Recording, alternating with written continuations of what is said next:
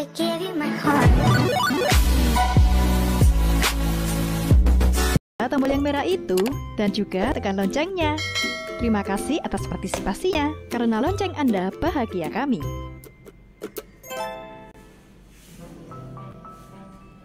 Enggak, gue dia bingung jujur guys ya. Sini gue agak bingung kayak apa ya. Kenapa si Drama Live ini bisa tahu tentang gue gitu loh. Gue gak ngerti sih, demi Allah gue. Nama lengkap Muhammad Ridwan atau populer dengan nama Wan adalah seorang pro player Mobile Legends sekaligus konten kreator yang lahir pada tanggal 7 Juli tahun 2000 di Pontianak, Kalimantan Barat. Ia merupakan anak bungsu dari 7 bersaudara. Sejak kecil Ridwan sudah tertarik dengan dunia game. Bentar ya, dia tuh sampai enggak sih, kalau 7 saudara tuh harusnya tahu sih. Gue masih ngomong. Dia tuh sampai tahu benar-benar lengkap. Kan ia sering bermain di warnet untuk memakan segala jenis game seperti game Ayo Dance, Point Blank, Lost Saga, dan masih banyak lagi. Kecintaannya pada game multiplayer bentar, mereka tuh bisa tahu ya. Ini siapa sih maksudnya? Ini orang e-sport atau bukan sih? Online Battle Arena atau MOBA berawal ketika ia mencoba memainkan game League of Legends. Meski tak berhasil menaklukkan game League of Legends, Ridwan tetap melanjutkan hobinya bermain game. Hingga ia beralih menggeluti permainan lainnya yaitu Mobile Legends. Perkenalannya dengan game Mobile Legends berawal dari seorang temannya yang bernama Yogi. Bentar. Sumpah guys ya, kayak gue nggak pernah ngomong tentang temen gue yang pertama kali ngajak gue main Mobile Legends, demi Allah. Emang bener Yogi, emang bener, itu bener banget. Tapi setahu gue nggak pernah ngomong loh.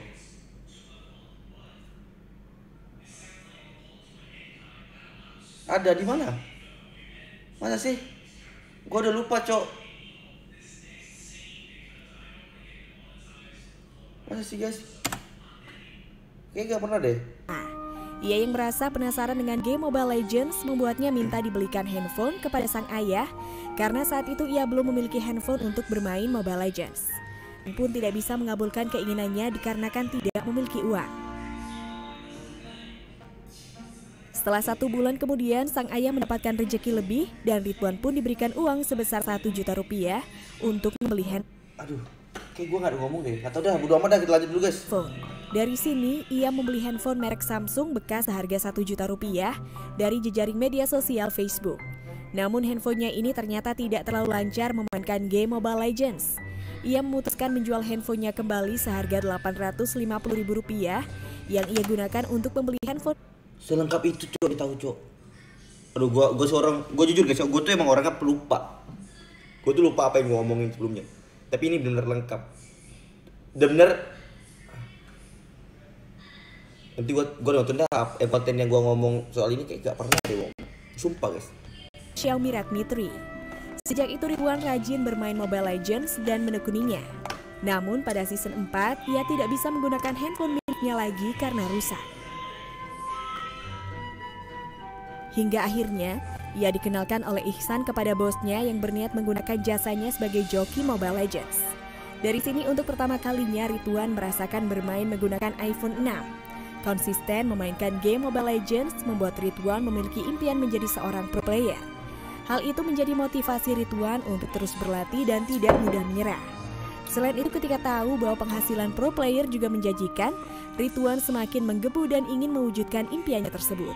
Namun awalnya keluarga Ridwan tidak setuju jika ia menjadi pro player, terutama sang ibu. Tidak jarang di YouTube lah di mobil. Iya sih, gak tau sih, gak ingat sih guys. Ridwan pun kena marah ibunya saat bermain game. Nah ini salah nih, gue sebenarnya yang marahin gue tuh kakak gue harusnya, bukan mama gue. Tapi mama gue juga marah, tapi kalau yang sering marah tuh kakak gue. Tapi nggak apa. Ia yang kala itu menjadi seorang pejoki Mobile Legends dan merupakan penjoki andalan bisa menghasilkan uang dari pekerjaannya tersebut, sehingga ibunya mengira game itu berjudi. Namun Ridwan berusaha untuk meyakinkan orang tuanya bahwa ia bisa menjadi seseorang yang lebih berguna dibandingkan dirinya saat itu. Hingga akhirnya sumpah guys ya, di gua ngomong ya, gua inget banget nih. Waktu itu gue lagi main, dulu kan gue sering begadang tuh kan sampai jam 6 pagi tuh, jam 5 pagi tuh kakak semua saudaraku udah pada bangun pada sholat subuh kan. Terus mamaku udah siap-siap buat jualan. Mamaku tuh jualan ini loh, jualan sosis. Kan kakakku kan ngajar les SD gitu, kayak ngajar anak umur yang 5 tahun, 4 tahun, 6 tahun belajar membaca, belajar menulis tuh kan. Jadi rame kan, terus mamaku tuh selalu siap pagi-pagi tuh mamaku udah siap habis sholat, mamaku langsung buka ini jualan gorengan, jualan bakwan, pokok jualan macam-macam lah itu kan. Terus gue tuh emang setiap pagi tuh pasti dimarahin sama kakak gue tuh yang ngajarin itu. Kalau mamaku tuh marah, tapi karena udah bosan kali jadi nggak terlalu sering marah. Kakak aku selalu bilang gini loh, kau nih dia katanya kadang mulu katanya. Terus sampai aku bilang tunggu aja, aku bilang gini, langsung aku ngomong ini guys ya, langsung aku potong, aku ngomong ini, kak tolong dong pasangin wifi tuh, ibu mau pasang wifi, Iwan yang bayar. Nanti suatu hari atau kakak aku kan kita kan dulu kan gini loh guys ya, kalau orang-orang yang kurang mampu kan kayak aku kan orangnya bukan nggak mampu ya, tapi bercukupan lah buat makan gitu. Tapi kan dulu kan nggak cukup bayar listrik gitu. Kakak aku marah gitu loh, katanya wifi itu makan listrik banyak katanya. Aku bilang kak suatu hari nanti aku yang bayar listrik di rumah ini. Gila, sumpah guys aku ngomong gitu eger banget, demi Allah guys, aku yang bayar listrik rumah ini aku. Keren banget gue guys. Ia memutuskan untuk merantau ke Jakarta demi mengejar impiannya untuk menjadi pro player. Namun tepat seminggu sebelum keberangkatannya ke Jakarta, sang ayah meninggal dunia karena penyakit jantung. Hal ini tentu saja membuat Ridwan sangat sedih. Meskipun begitu, Ridwan tidak putus asa. Tanpa merepotkan orang tua, Ridwan berangkat ke Jakarta dengan uang tabungannya sendiri. Enggak, ini gua potong dikit. Mama gua ada kasih duit 50.000, ingat banget gua. Mama gua ada bantu kasih duit 50.000 guys ya. Dulu tuh 50.000 tuh banyak banget guys. Bagi gua tuh 50.000 tuh banyak banget, gila. Dan mamaku tuh dulu tuh nggak ada duit bro. Bayangkan, sedangkan mamaku tuh kalau dagang gorengan tuh satu hari paling untungnya cuma berapa lah, 30.000 makan. Dulu tuh dikasih 50.000 tuh gua seneng banget guys. Hasil kerjaannya sebagai seorang joki Mobile Legends. Karena Ridwan benar-benar ingin membuktikan pada orang tuanya jika ia bisa membuat mereka bangga dalam bidang ini.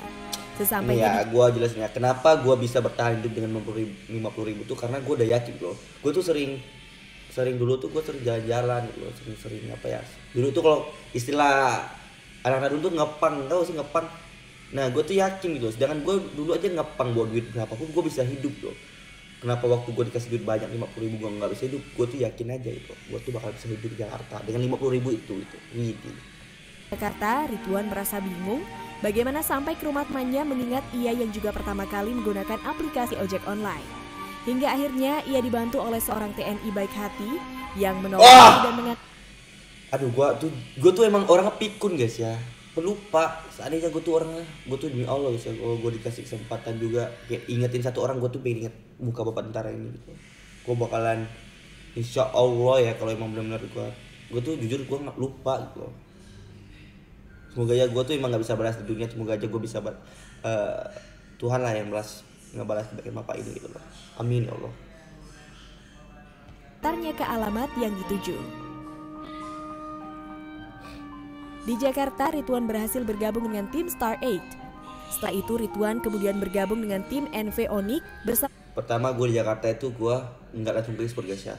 Gue tuh nginep di rumah klan gitu. Gue tuh di rumah dia, main joki di rumah dia, terus kami tuh baru masuk Star X. Dan gue tuh nggak langsung ke Jakarta masuk Star X, enggak. Gue tuh masih ada ini prosesnya.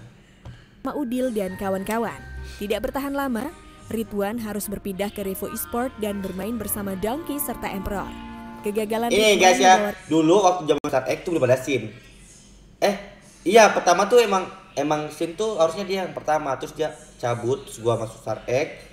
SIM itu masih di squad apa ya dulu ya, gue tuh dia di Celsius dulu. Nah gue cerita guys ya, jadi gue tuh sering turnamen sama Celsius, dan bukannya sombong nih ya, gue tuh menang terus sama Celsius, anjay enggak sih, baru sekali sih turnamen sama dia, pokoknya gue menang gitu kan.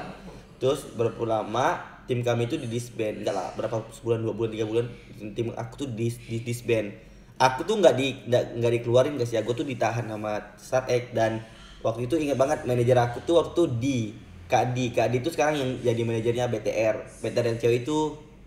Terus Kak Di bilang, Wan masih mau di StarX gak? Ini kamu digabung sama si anak Celsius. Dan gue kan belum kenal si Pendo, yang lain-lain. Gue bilang gak kak, aku masih pengen setim sama teman-teman aku ini. Maksudnya kan aku nyadar diri loh guys, maksudnya kayak aku tuh dari bukan siapa-siapa, dan mereka 4 orang ini nerima aku apa adanya gitu loh. Terus aku tuh orangnya yang, maksud aku tuh orang yang ini loh, yang nggak ngelupain yang nggak apa ya, maksudnya nggak jahat lah itu loh, maksudnya biarpun gua ditahan di Star X, dia teman aku nih dikeluarin, gua akan ikutin mereka gitu loh, karena mereka yang pertama nerima aku gitu loh.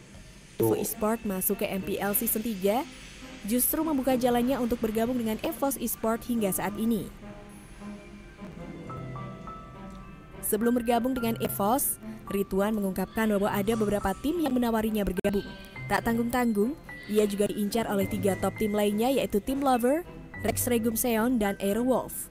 Sampai akhirnya ia memilih bergabung bersama tim EVOS dengan alasan yang sedikit nyeleneh.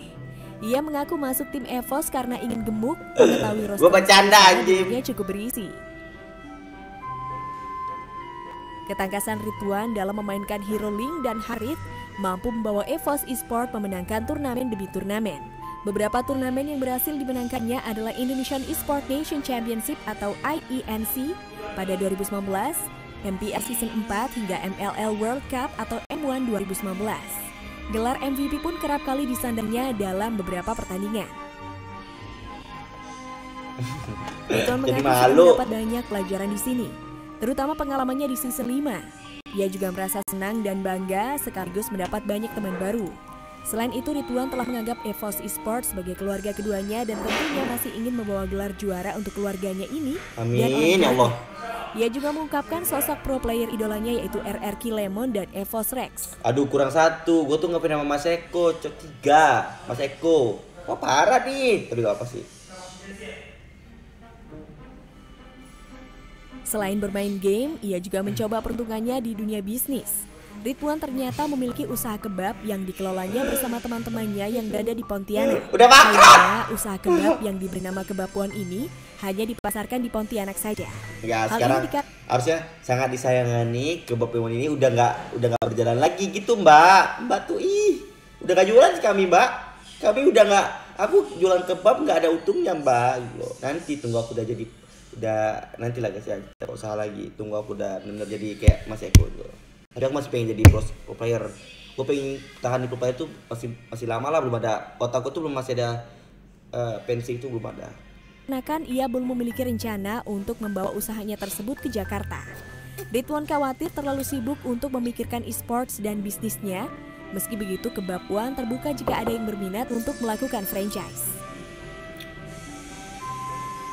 Tak sampai di situ Kebab saja. gue enak cok. Emang kebab gua tuh jujur guys ya, kebab gue tuh emang suka kebab. Kenapa gue buka kebab tuh karena gue suka kebab dan gue tuh merasa kebab gue tuh yang paling enak. Ini bukan karena itu karena nama gue ya, emang bener kebab gue tuh paling enak guys ya. Emang karena teman-temanku tuh sebelumnya yang jualan kebab ini, mereka sebelumnya juga udah jualan kebab gitu loh. Maksudnya mereka tuh udah jadi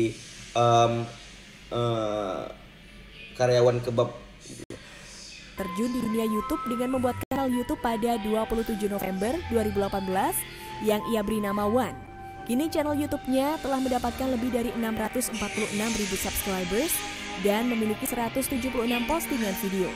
Bahkan berkat support yang besar dari para penggemarnya, jejaring media sosial Instagram-nya telah memiliki lebih dari 605.000 followers. Makasih teman-temanku.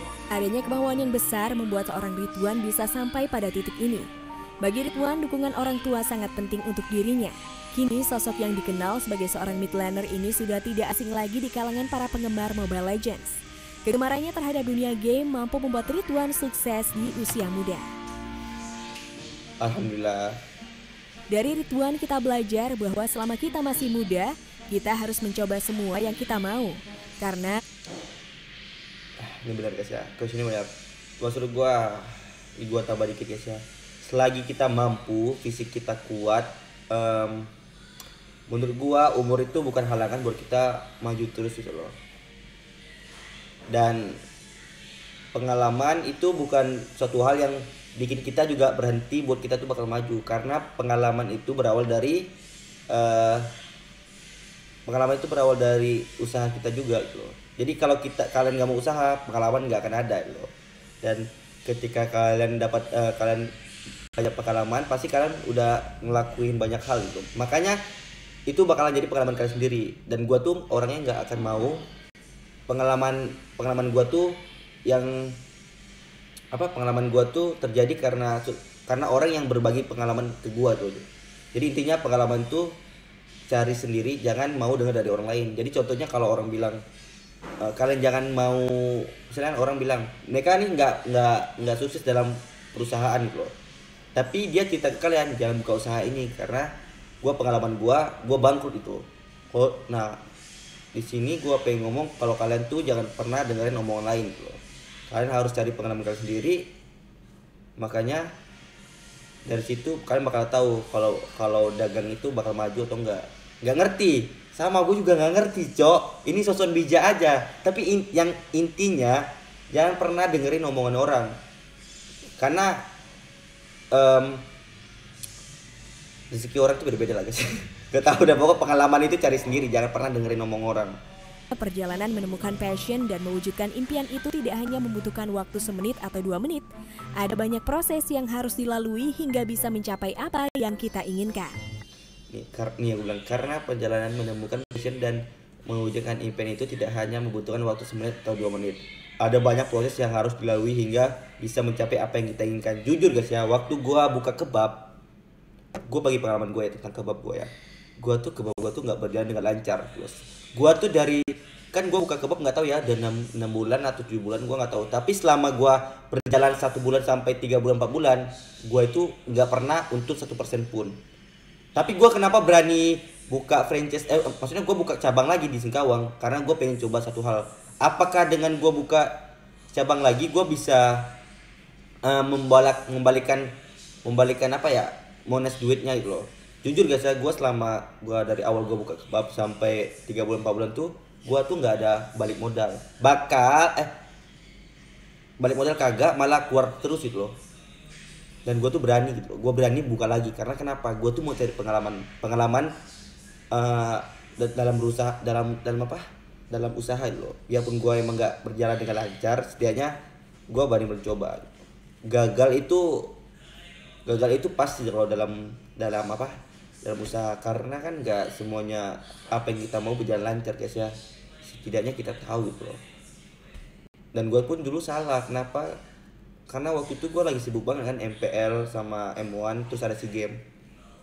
Tapi gue nggak mantau usaha gue itu, makanya gue sampai gak ada untungnya. Itu.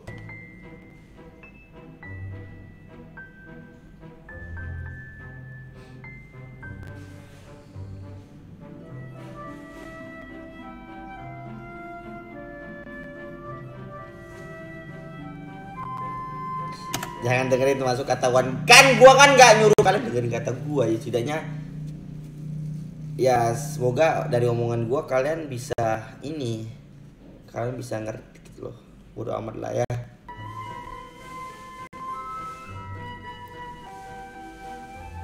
Nah, habis. Pokoknya apa? Yang aku tanggap dari video ini, biarpun ini video gua, sejelek-jeleknya manusia, gua tuh nggak pinter guys ya, maksudnya sejelek-jeleknya manusia, serendah-rendahnya manusia, bakalan bisa jadi tinggi, maksudnya bakal bisa direspek sama orang kalau orang itu mau berusaha gitu loh. Jadi jangan pernah mikir kalau kalian tuh diremehin orang, kalian tuh akan jatuh gitu loh. Nggak ada kata-kata kayak gitu.